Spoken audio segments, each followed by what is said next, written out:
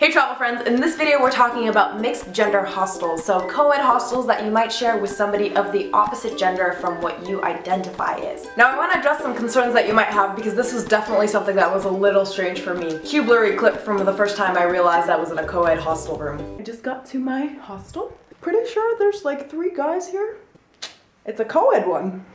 So that will be interesting. I don't know, it's not that weird, but it's a little weird, but like it shouldn't be weird, but it's a little weird. Now many hostels do offer female-only rooms in addition to mixed gender rooms. Usually they're a few dollars more a night, and I tend to opt for the female-only option, mostly because it just makes changing a little bit easier. However, this option isn't always available, especially for hostels that tend to run a little bit cheaper. In terms of logistics, single-gender dorms tend to be a little bit more difficult to fill up, so the hostel might be losing a little bit of business because they can't fill a room, which is why many of them might not have a female-only option. Now before I dive in, let me know in the comments below, what has your experience been like staying at co-ed hostels? And if you haven't stayed at a co-ed hostel, what is keeping you? What are your concerns? Let me know in the comments below. Now I definitely had some assumptions about what my experience might be like staying at a co-ed hostel. No offense to my male travelers, but I was under the assumption that it would be a lot less clean to share a room with guys, that changing would be a huge hassle, that people might be creepy, and that it would be really loud and rowdy in there. So what's it really like? In terms of cleanliness, there's definitely a stereotype that guys tend to be messier than girls. This might be the case sometimes, however,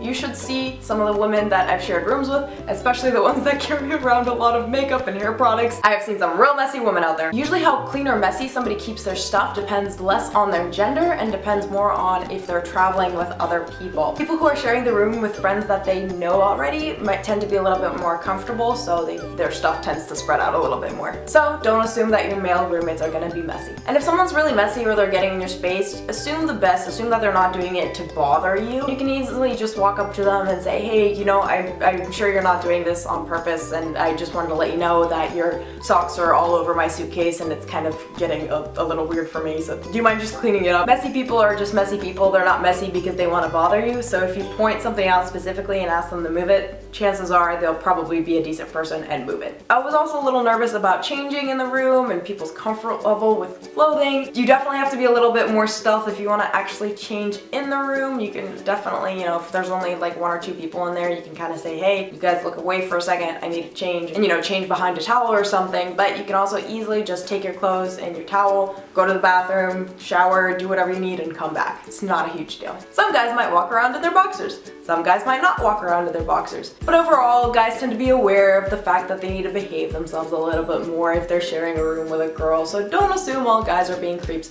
But if you are getting a creepy vibe from someone, regardless if they're male or female, you can always feel empowered to talk to them, confront them about the behavior, and see if it changes. They might just be a weird person, or if you really don't feel comfortable, you can talk to the front desk about switching rooms. Don't assume everyone's creepy, but also trust your gut. I think before the first time I actually stayed in a co-ed hostel room, I was a bit worried that it'd be much louder, there would be more partying, it would be a bit more rowdy. But again, this depends more on the person than it does on the gender, and typically people tend to be pretty reasonable. Again, this is less about somebody's gender and more about if they're traveling with other friends and if they're staying in the room with other friends. For the most part, people tend not to spend a whole lot of time partying in their hostel room. They're typically out and about. So if you hear them, it might be more at 3 a.m. when they come back, as opposed to, you know, partying for hours on end at night. If you're a light sleeper, take a look at hostelworld.com to get a sense of how loud the environment of the hostel itself is. Keep in mind that for some hostels, the location of the hostel itself might just make it very prone to be noisy, from noise coming from the streets as opposed to from the people that you're sharing the room with. Case in point, when I stayed at a hostel in Krakow, I was actually the only girl in a room with 4 other guys,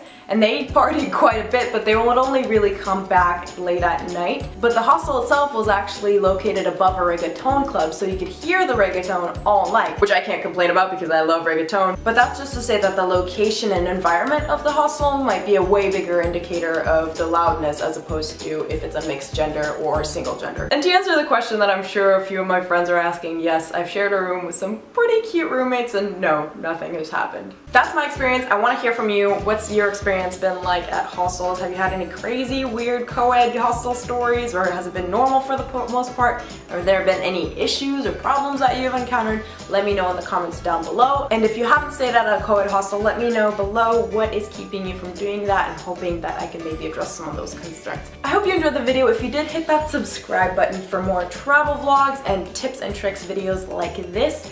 especially if you're trying to make travel a bigger part of your life, because that's something I'm working on and I think we can do it together. Talk to you later.